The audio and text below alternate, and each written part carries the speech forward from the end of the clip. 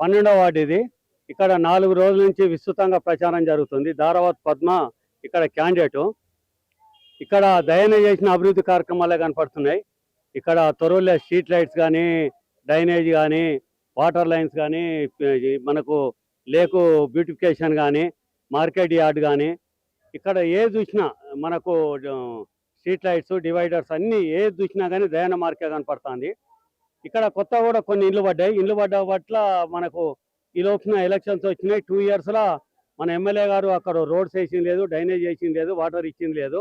వాళ్ళు ఇక్కడికి ప్రజలతోని కలిసింది లేదు, వాళ్ళ దగ్గర సమస్యలు తెలుసుకున్నది లేదు, వాళ్ళ సమస్యలు పరిష్కరిద్దామన్న ఆలోచన కూడా వాళ్ళకి లేదు. వాళ్ళకి ఎంతసేపు ఎలక్షన్స్ కలెక్షన్సే తప్ప వేరే ఆలోచన లేదు వాళ్ళకు.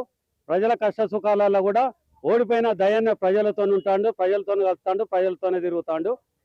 దయన్న ప్రతి సమస్య పరిష్కరిస్తాడు. ఇక్కడ మనం 16 వార్డులలో 14 వార్డులు వెళ్తాను రెడీగా ఉన్నా, 2 వార్డులు టైట్ ఉన్నాయి. మున్సిపల్ చైర్మన్ ఉన్న వార్డు మెంబర్లు కూడా అన్ని అత్యధిక మెజార్టీతో గెలవబోతున్నాం. ప్రజల స్పందన బ్రహ్మాండంగా ఉన్నది. వాళ్ళు మేము 420 హామీలను చూసి ఓట్లేసి మోసపోయినా అని వాళ్ళు ఫీల్ అవుతున్నారు. ఇప్పుడైనా వాళ్ళు మేము కేసీఆర్ మా పెద్ద కొడుకును గెలిపించుకోలేదని ఒక బాధ ఉన్నది. అది మున్సిపాలిటీలో, తొర్రూరు మున్సిపాలిటీలో తప్పకుండా చూపెడతారు.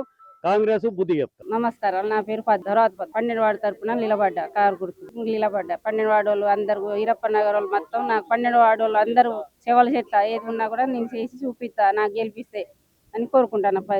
ఈరప్ప నగర్ వాళ్ళు అందరికి, 12 వార్డు వాళ్ళకు కాలువలు చెప్పిస్తా.